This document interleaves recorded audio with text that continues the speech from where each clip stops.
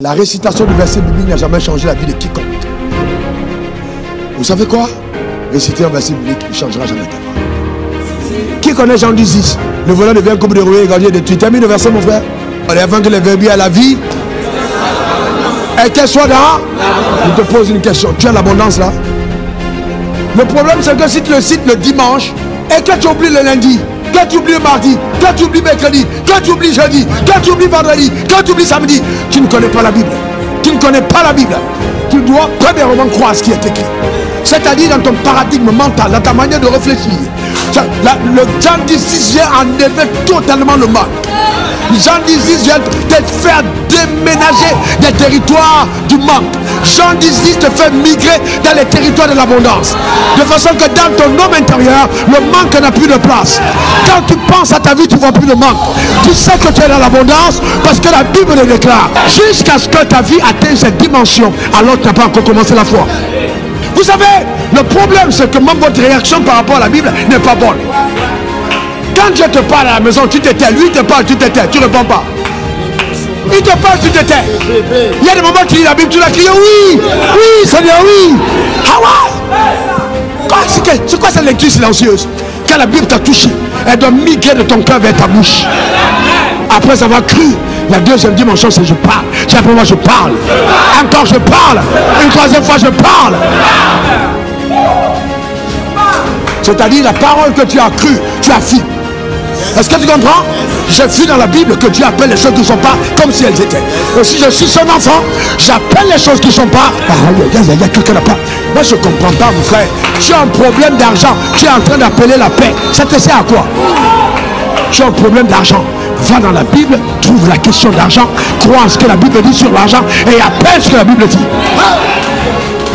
Quand Dieu voulait être face aux ténèbres, il n'a pas dit que les louanges saillent, que les anges jouent la chanson. Face aux ténèbres, il a dit quoi? Ça veut dire que face à chaque ténèbre, tu dois appeler la lumière correspondante. Tu dois appeler la lumière correspondante. C'est pas te mettre à citer la Bible à toi à travers. C'est pas possible. Tu es là, tu vas commencer à faire des trucs, et puis au lieu d'appeler l'intelligence, je dis Seigneur, non. Je dis Seigneur, j'ai besoin d'intelligence. Je déclare, je suis intelligent. J'appelle l'intelligence. Tu appelles selon la situation que tu traverses. Je vais te dire que si tu es dans le manque, c'est parce que tu veux. Je dis tu parce que tu veux. Il n'existe pas de manque dans le royaume, monsieur. J'entends quelqu'un dire, mais Wafo, c'est facile. Hein, Dieu t'a arrosé. Non, Dieu m'a arrosé par mes paroles. Dieu m'a arrosé par mes paroles. J'étais à 220 les gens. L'église méthodiste, j'ai dit si je meurs sans que ce que je vous prêche soit accompli, ne m'enterrez pas, je ne suis pas encore mort. Tu dois confesser, tu dois déclarer, tu dois confesser. Il y a une manière de parler quand on est né de nouveau. Je suis un enfant de Dieu. La vie divine est en moi. Et je dis ça, c'est dans le secret. C'est pas à l'église, c'est pas pour impressionner quelqu'un. C'est dans le secret. Tu t'enfermes et tu parles. Je suis un enfant de Dieu. La vie divine est en moi. Je suis recréé en Christ pour les bonnes œuvres que Dieu a préparées d'avance afin que je les pratique. Il est écrit de moi que j'entends la voix de Dieu. Alors je l'entends. Je ne suivrai pas la voix d'un étranger. Je suis habité de la sagesse et de l'intelligence en haut. La vie divine est en moi. Je puis tout par Christ qui me fortifie. Parce que je suis né de Dieu, je triomphe tout le monde. Et ma foi me donne la victoire sur mes adversaires. Je ne mourrai pas avant mon heure. Je suis une merveille qui est merveille. Une terreur pour l'enfer. Car la main de Dieu est sur ma vie. Au nom suprême de Jésus. C'est ça la parole de Dieu. Donc quand tu parles, ce que tu dis finit par arriver. Vous savez, dans le règne spirituel, les choses que tu dis aujourd'hui, je ne pense pas qu'elles sont mortes. Aucune parole de mort.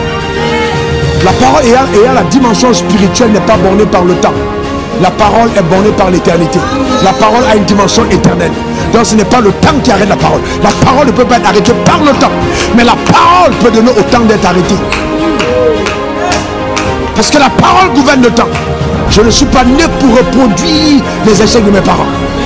Si mon père ne m'a pas laissé d'héritage, j'en laisserai à mes enfants. Je parle à une sœur. Sur mes serviteurs, sur mes servantes, je répandrai de mon esprit. Ne te mets pas de côté parce que tu es une sœur. Dans le Seigneur, homme comme femme, nous migrons dans la dimension de la foi. Si ton mari ne croit pas, tu mettras ta famille à l'écart. Ta foi amènera ton mari à croire. Tu es une héroïne. Tu es une conquérante, tu es une battante, tu es révélatrice par la puissance de Dieu. Tu n'es pas exclu. Je ne marchais pas comme ça quand j'étais jeune. Mais c'est la nouvelle naissance qui a changé ma démarche. Je suis tellement conscient de qui je suis que ça a affecté ma manière de poser le pied par terre. Je ne marche pas comme mon échec, frère. Je pose le pied par terre, je sais que je suis un héros. Je m'en fous de la vie des autres. Je crois en moi. Tu es la dernière personne à douter de ton avenir. Ma destination finale, c'est la gloire.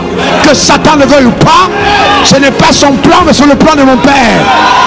À l'époque, les gens nous blaguaient parce que leur père était des ministrants du gouvernement. Aujourd'hui, nous sommes fils des rois du gloire. La parole marche, dis elle marche. Dis encore elle marche. Dis encore elle marche. Et c'est par la foi. Aucune entreprise qui se veut prospère sur le long terme ne peut se déployer avec ses propres ressources. L'une des meilleures stratégies pour aller sereinement et aller vite, c'est de se mettre ensemble afin de pouvoir prospérer et prendre les parts du marché dans un secteur précis. C'est pour cela qu'on vient avec ce projet GBEC Travel, initié depuis le Gabon, pays extraordinaire, dont l'environnement des affaires avec le nouveau gouvernement donne les armes aux entreprises de pouvoir se déployer. Et l'une des choses extraordinaires qu'il faut actuellement, c'est avoir les idées, des projets et des personnes ressources pour se déployer dans divers secteurs dans le pays. C'est pour cela qu'on vient avec ce projet GBEC Travel, pour pouvoir ainsi se mettre ensemble, oui, africains, afin de créer une mastodonte dans le domaine du tourisme et tout ce qui va autour.